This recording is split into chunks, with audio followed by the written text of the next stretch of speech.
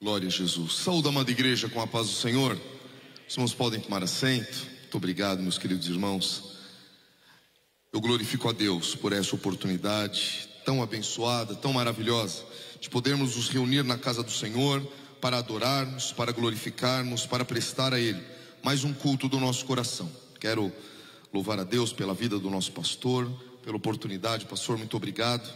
Me sinto muito feliz, muito honrado de poder dividir com os irmãos aquilo que o Senhor tem colocado em nosso coração. E eu quero convidá-los a abrirem as suas Bíblias no livro dos Salmos. Livro dos Salmos, Salmo número 139. É um salmo muito conhecido. Salmo número 139. E nós vamos ler os versos 23 e 24.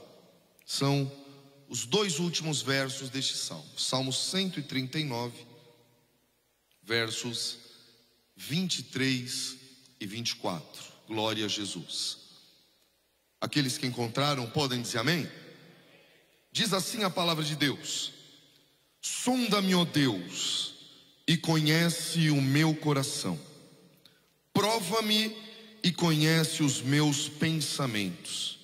E vê se há em mim algum caminho mau, e guia-me pelo caminho eterno.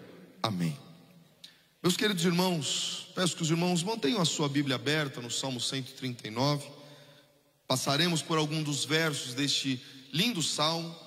E neste salmo, escrito por Davi, ele faz uma reflexão profunda. Davi faz uma reflexão profunda sobre Deus. Nós vamos ver que o Salmo 139, ele é dividido em basicamente 3 grandes blocos. E em cada um destes blocos, Davi aborda um dos atributos incomunicáveis de Deus. Nos 6 primeiros versos, Davi vai falar de um Deus que é onisciente, que conhece todas as coisas. Nos versos seguintes, pelo menos do 7º ao 11º, Davi falará de um Deus que é onipresente e está em todo lugar. Nos versos seguintes falará de um Deus que é onipotente, que tem todo o poder. Davi faz uma reflexão profunda a respeito da sua percepção de Deus. E eu digo percepção, porque a palavra de Deus, meus irmãos, ela nos revela tudo o que nós precisamos saber a respeito do nosso Deus. A Bíblia nos apresenta o Senhor, e é nela que nós conhecemos um Deus que é onipotente, onipresente, onisciente. É nela que conhecemos um Deus que é o Deus de amor. É nela que conhecemos um Deus que é eterno. Mas por mais que a Bíblia nos apresente inúmeros atributos do nosso Deus, a nossa capacidade é muito limitada para compreender a dimensão de tudo isso. Como poderemos compreender, por exemplo, o Salmo 90 e o verso de número 2, quando o salmista diz: de eternidade em eternidade tu és Deus? Como compreender isso?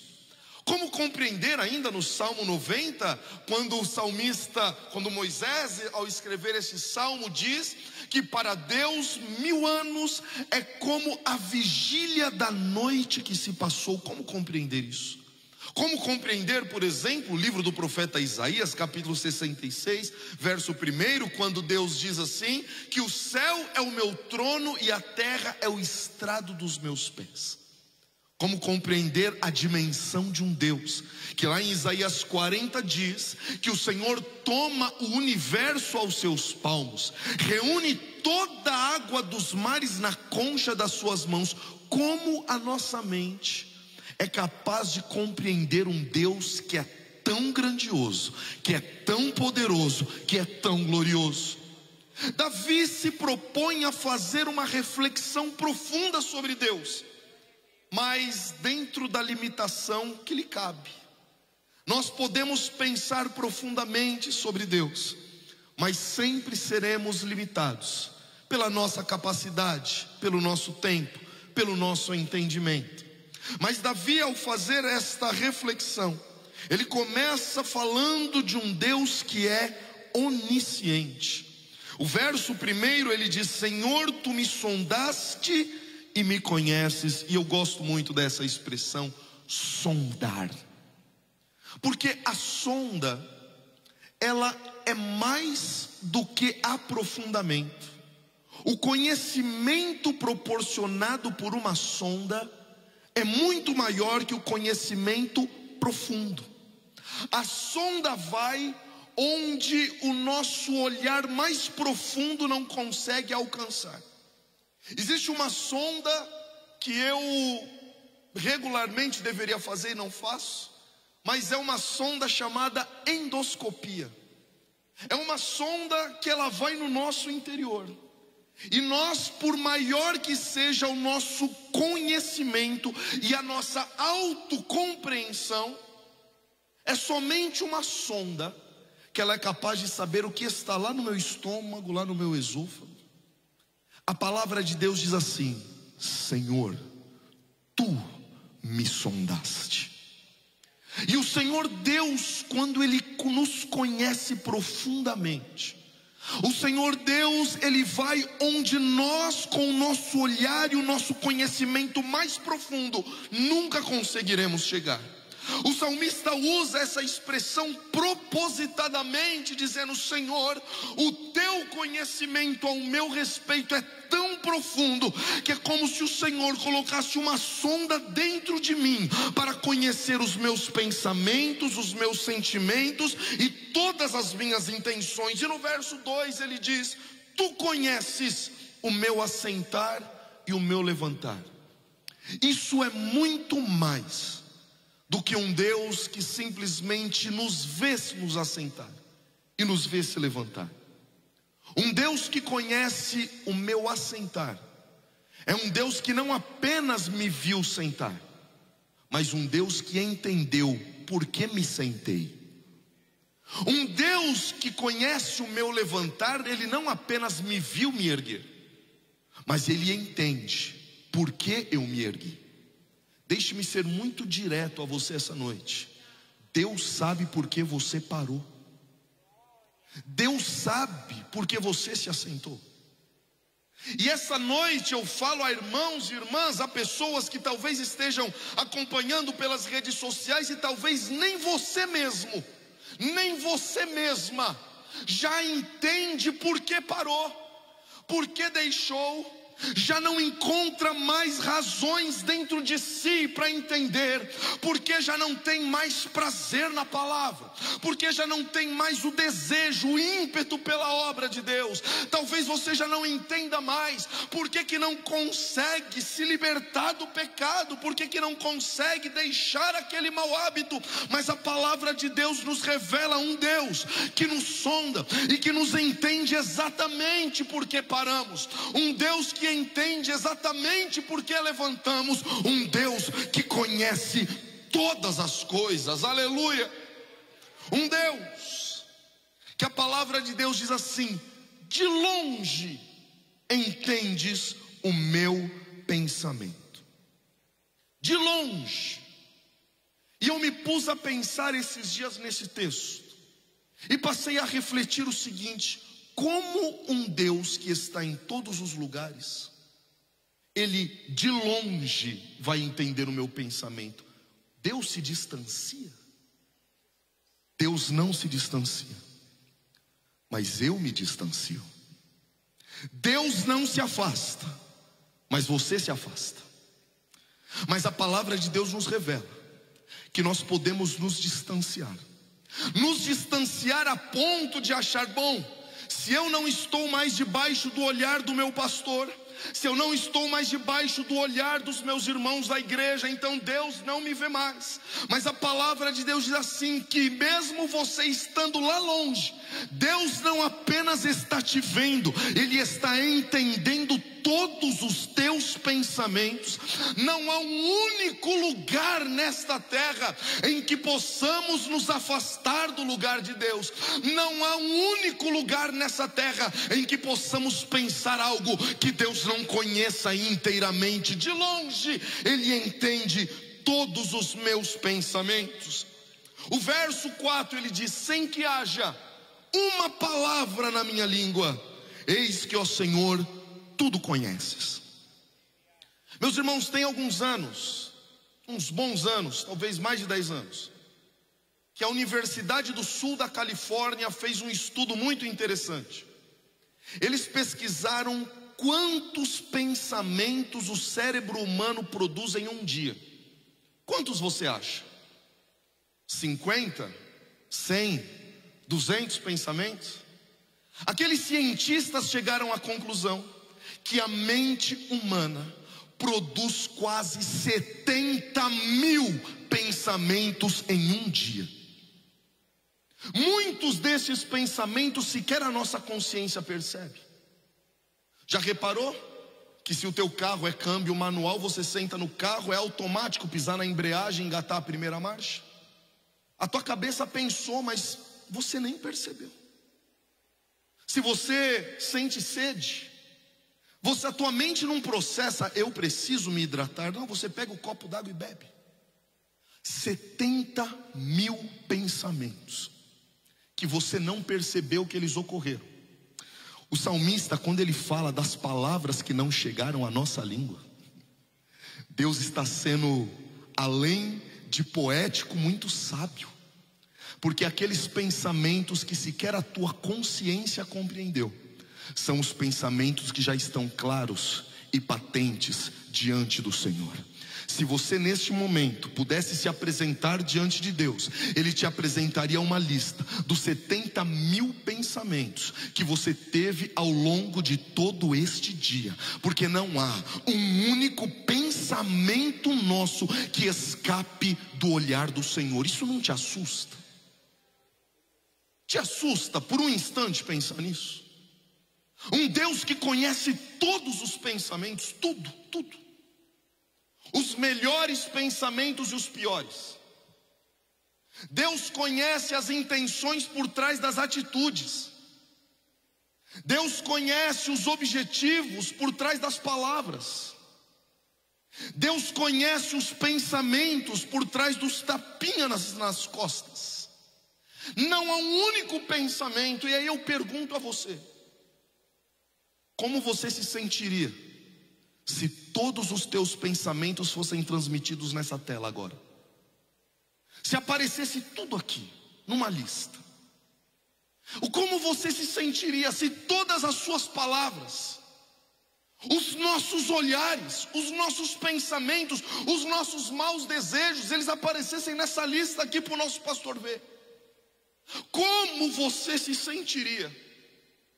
Deixe-me ser muito franco. Existe um Deus que diante dos olhos, todos os nossos pensamentos estão sendo apresentados.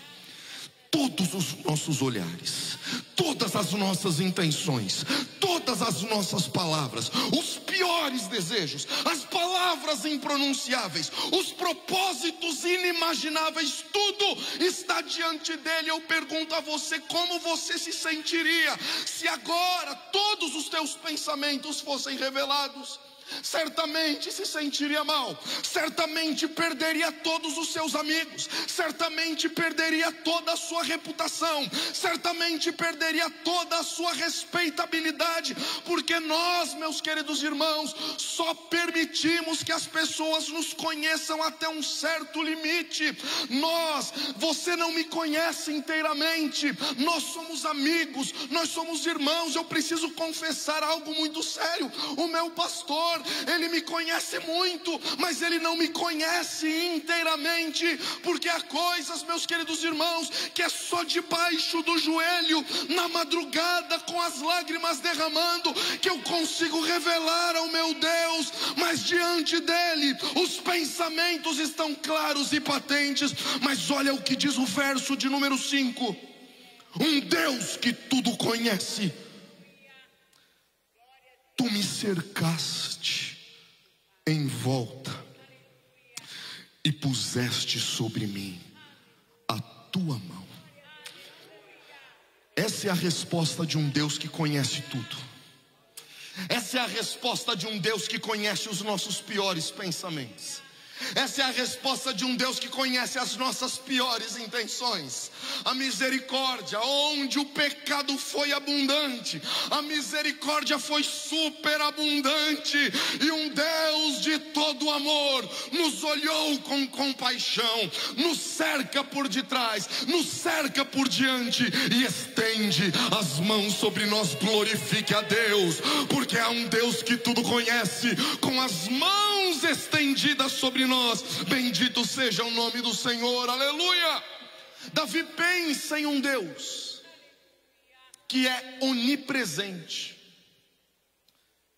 E eu gosto muito da expressão que está contida no verso de número 9 deste salmo. Porque ao iniciar a reflexão sobre a onipresença de Deus, o salmista diz: para onde eu me irei do teu espírito? Para onde eu fugirei da tua face? Se eu subir aos céus, tu aí estás. Se eu fizer no Seol, no mundo dos mortos, a minha cama, o Senhor está ali também. E agora veja esse texto, verso 9. Se tomar as asas da alva. Esse é o texto, o verso que eu mais amo nesse salmo inteiro. Asas da alva. Alva, certamente os irmãos sabem, está ligado a alvorecer, amanhecer.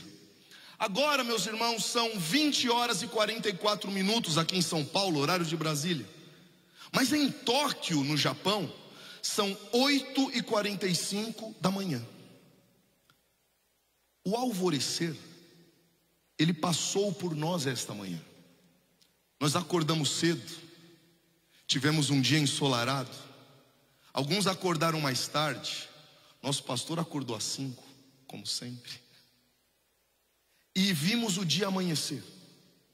Vimos os primeiros raios de sol. E o tempo foi passando e o alvorecer foi caminhando. Caminhando. O dia passou, quando deu por volta de 5h30, a tarde começou a cair e a noite chegou. Mas enquanto a noite chegava aqui em São Paulo, o alvorecer, a alva, ela ia surgindo lá em Tóquio, no Japão. É essa a reflexão do salmista. É como se o amanhecer tivesse asas e ele fosse levando o amanhecer por cada canto da terra. Olha a reflexão do salmista. E se eu tomar as asas da alva? E se eu eu subir nas asas do alvorecer e eu ir voando com o amanhecer? Pensa nisso por um instante. Não seria bom? Sabe por que seria interessante? Porque em todo lugar que nós estivéssemos nunca seria noite, sempre seria manhã. Se eu tomar as asas da alva e for caminhando no alvorecer, onde eu estiver será manhã, nunca será noite. Você não está desejando isso para a sua vida, não?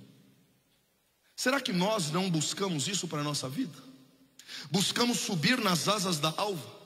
Quantos de nós cansados de enfrentar as noites da vida, então começamos a buscar outros subterfúgios para tentar viver como se estivéssemos nas asas da alva, e nos esquecemos que caminhar com Deus é caminhar por montes e vales, é caminhar por dias ensolarados e dias noturnos, é caminhar por caminhos bons, verdejantes ou caminhos espinhosos.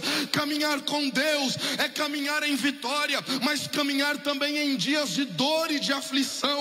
Não importam as circunstâncias que nos cercam, quando Deus está conosco, a alma do crente tem paz, o coração dele está alegre. Mas existem pessoas que pensam isso: e se eu tomar as asas da alva? Para que eu não possa mais sofrer, para que eu não possa mais ver as noites da vida. Tem gente que faz isso. Tem gente que vai buscando nas asas do alvorecer alívio para a vida.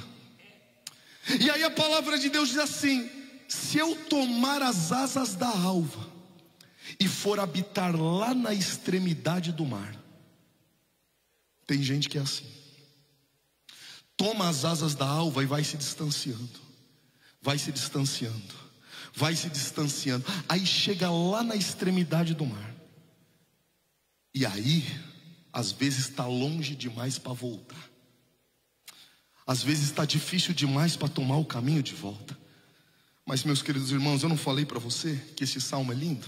Olha o que diz o verso de número 10: se eu tomar as asas da alva e for habitar na extremidade do mar, até ali a tua mão me guiará e a tua destra me susterá. Se eu for habitar lá na extremidade do mar, vou chegar cansado, arrependido das minhas más decisões e dos meus maus caminhos, mas lá, o mais distante de Deus que eu consegui chegar, lá, o mais distante de Jesus que eu consegui chegar, lá vai ter uma mão para me conduzir de volta ao aprisco das ovelhas. Lá vai ter uma mão para me sustentar, para não me deixar cair. Aleluia! O Deus que tudo conhece é o Deus que nos ama. O Deus que está em todo lugar é o Deus que não nos perde de vista. Glorificado seja o nome do Senhor. Aleluia! Um Deus que é onisciente, um Deus que é onipresente, um Deus que é onipotente. A partir do versículo de número 13, o salmista fala sobre o poder de Deus, e a maneira como ele se refere ao poder de Deus é impressionante, porque ele diz no verso de número 13: pois possuíste o meu interior, entreteceste-me no ventre da minha mãe. A nossa história com Deus começou muito antes de nós pensarmos nele. A nossa história com Deus não começou apenas no dia em que o recebemos como nosso Salvador. Foi um momento crucial, mas não foi o primeiro.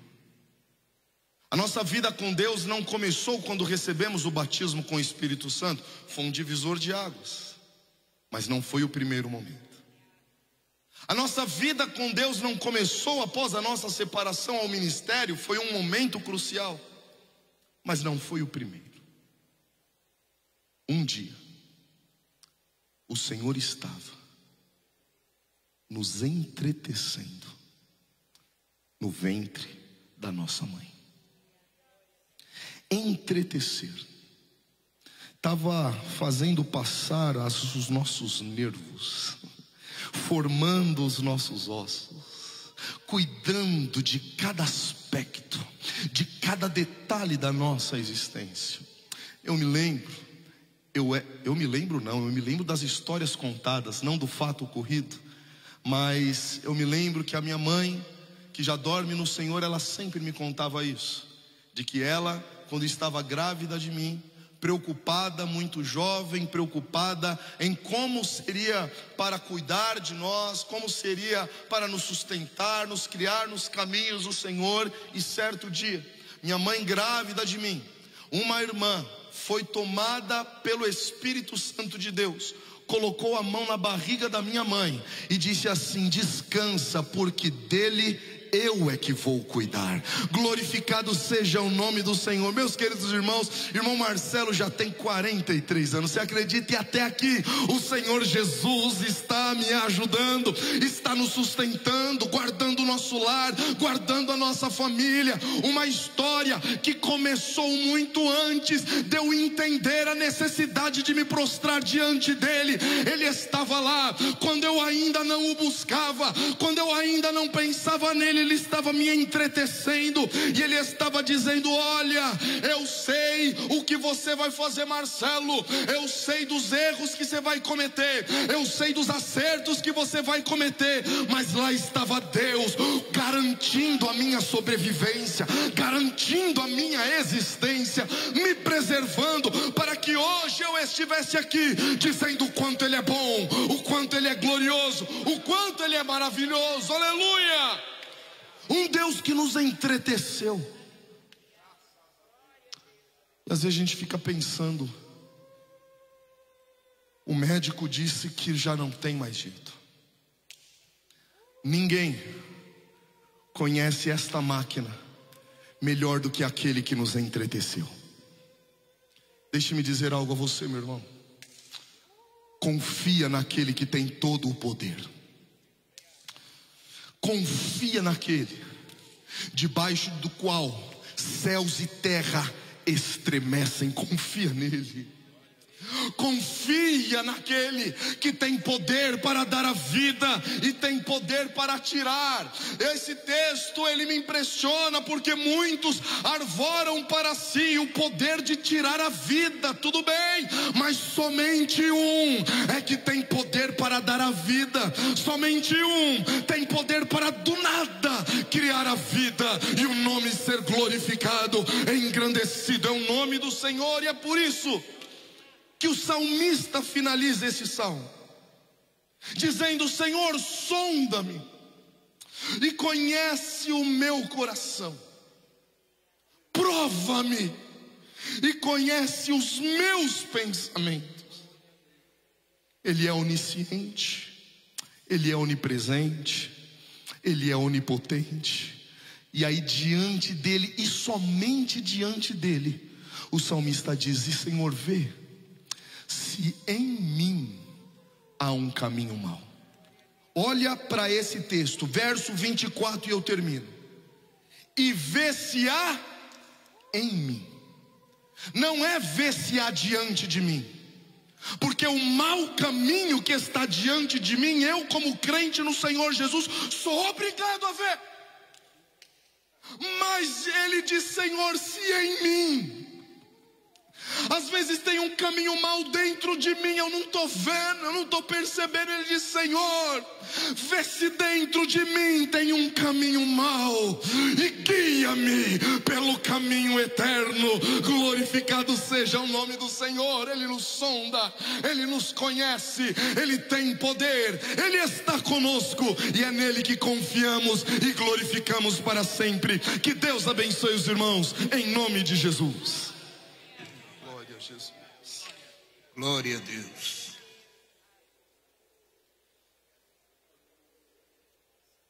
Queridos, estamos sumamente agradecidos a Deus por esta linda mensagem. Creio que cada um de nós deve estar dizendo do seu coração: como é bom servir a este grande Deus. Mas é grande, irmãos, na sua mais excelsa. Grande, grande, grande, grande, grande. Maior que tudo. Glória a Jesus. O pastor falava aqui, irmãos, com relação à Alva. Estava me lembrando, eu falei com o irmão Laerte. Uma certa feita eu precisei de ir a uma reunião na Noruega, numa cidade por nome Marktoppen. E ali, irmãos, não tinha noite. Só dia, durante dia, meia-noite, tudo claro. Eu perguntei, não tem. Ele disse: como é que vocês fazem? Então, coloca aqui um pano escuro na janela, nas portas, a gente dorme. Mas naquele período não tinha noite, era só dia. Interessante. Mas olha, queridos, quem anda nas asas da alva tem condição de pedir ao Senhor graça para que os seus passos sejam conduzidos pelo Senhor, porque aonde você estiver, ali estará o Senhor também. É um compromisso que Ele tem conosco. Ele disse: eu estou convosco todos os dias, até a consumação dos séculos. Então, no dia da alegria, Ele está conosco. No dia da tristeza, Ele está conosco. No dia da bonança, Ele está conosco. No dia da escassez, Ele está conosco. Ele é um Deus, amados, que não nos abandona de maneira nenhuma, não é? Existe um poeta que ele fala na sua poesia: sei o nome dele, e ele conta a história de uma pessoa que ia atravessando um terreno baldio e ele estava orando e pedindo a Deus para que o Senhor Deus fosse com ele. E ele estava crendo que estava andando naquele terreno tão frágil, que Deus estava com ele. E ele orava para trás e via 4 pegadas. Mas quando ele chegou mais adiante, ficou o terreno mais fundo, ele olhou para trás e só viu 2. E quando ele conseguiu sair daquele terreno tenebroso, ele disse: Senhor, por que na hora mais difícil da caminhada o Senhor me deixou só? Eu só vi 2 pegadas. O Senhor disse: não, meu filho, naquele momento eu lhe coloquei nos meus braços, e as pegadas que você viu não foram as suas, eram as minhas que conduziam você. Meu irmão, o nosso Deus é este Deus. Aleluia. Glória a Deus, onisciente, onipotente, onipresente. Aleluia. Glória a Deus. Pastor tem razão quando inicialmente ele dizia que a nossa mente é muito pequena para compreender um Deus tão grande. Interessante, irmãos, é que a Bíblia diz, um dia eu estava olhando o tamanho de Deus. Então a Bíblia diz que lá no céu é o trono do Senhor, é onde ele está sentado, mas a terra é os cabelos dos seus pés. Então é um Deus que ocupa o céu e a terra. Que grande Deus é o nosso.